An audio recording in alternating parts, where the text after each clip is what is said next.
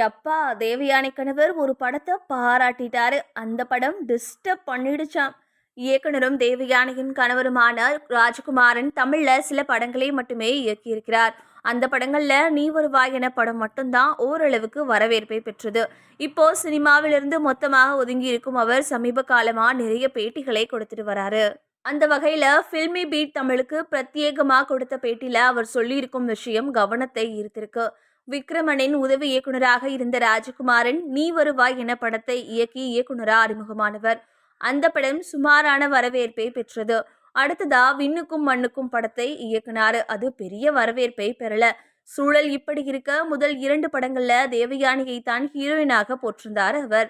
அப்போது பழக்கமான 2 பேரும் காதலிக்க தொடங்கினாங்க.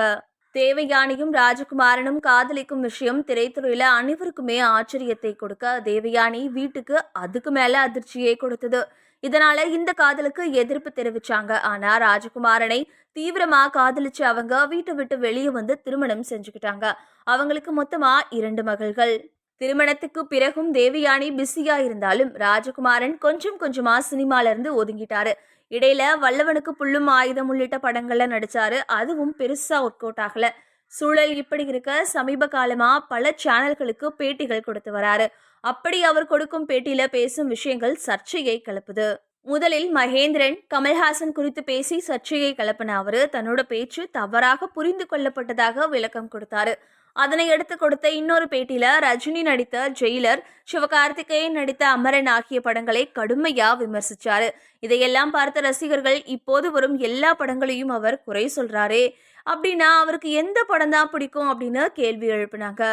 அவர் கொடுத்த பேட்டியில நீ வருவாய் என படத்தின் பிரிண்டை கிளீன் செய்வதற்காக ஆல்பர்ட் தியேட்டருக்கு போயிருந்தேன். அப்போது தலைவர் தம்பி தலைமையில் படத்தை பார்த்தேன்.